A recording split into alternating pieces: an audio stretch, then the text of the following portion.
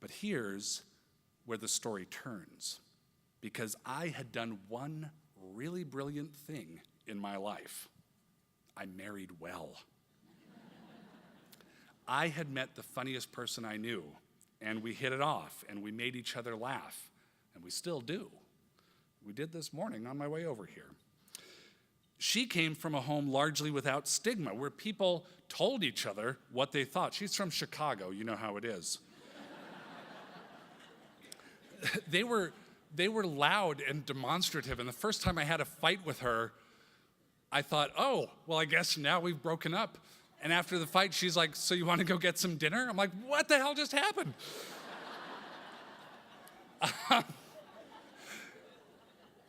And so as I begin to fall apart after our first child is born, she says, you need to go to the doctor. And I say, no, I'm fine.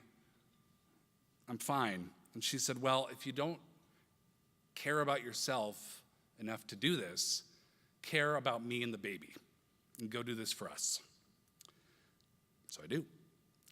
I went to the doctor, and it turns out doctors are smart. In a very short amount of time, this doctor said, well, you're depressed. And I asked how he was able to tell after one conversation. He said, oh, no, I knew you were when you walked in. The conversation was just to confirm that. And we have choices on how to deal with it. We have a lot of choices. There are options. There are therapies. There are things we could do to address this. And I was so happy. Yay, I'm depressed. Because it had a name and because it wasn't me. It was a thing that I had.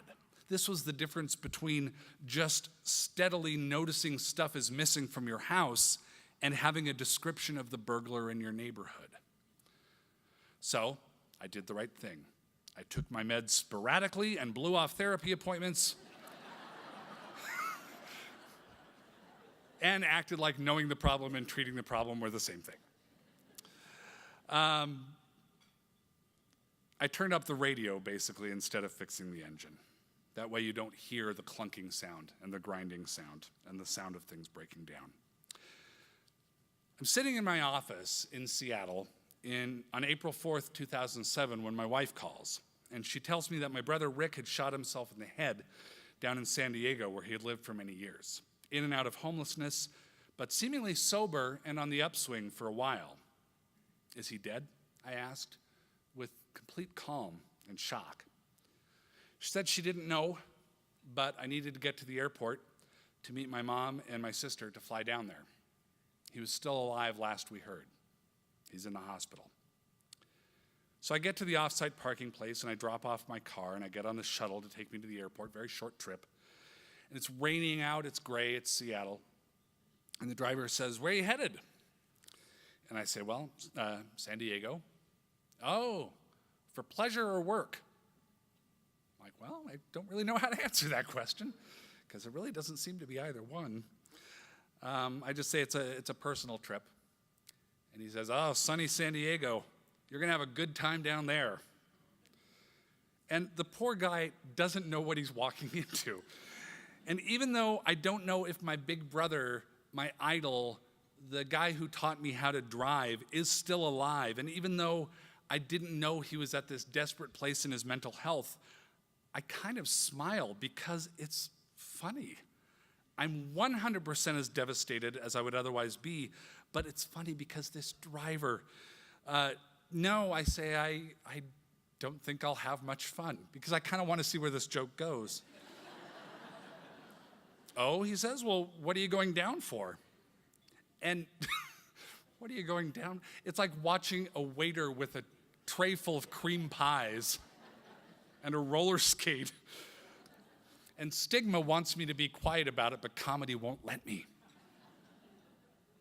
Well, my older brother shot himself in the head today, and I'm hoping to see him before he dies.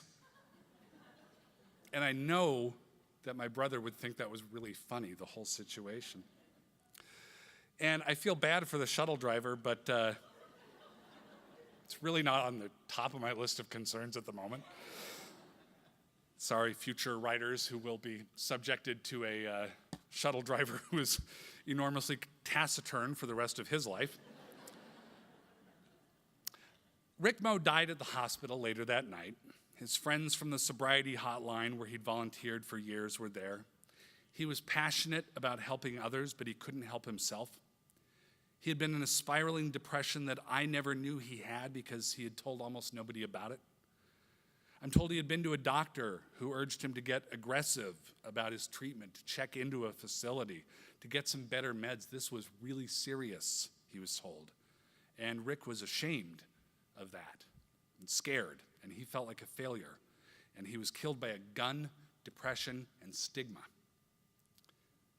I became very good about taking my meds and have been since. Now, a few days later, back in Seattle, we went to scatter his ashes in Puget Sound, and we had this box of cremains, which is already a hilarious word that you can never laugh at when you're encountered with cremains.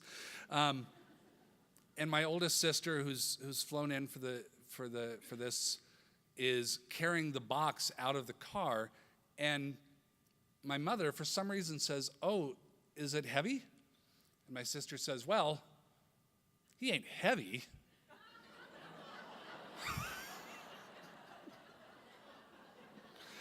I mean, we were all devastated. We weren't over it. I'm not over it. I'll never be over it. But give it up. It was a good line. And at the time we were saying goodbye to him, I thought, I don't want this to happen to other people.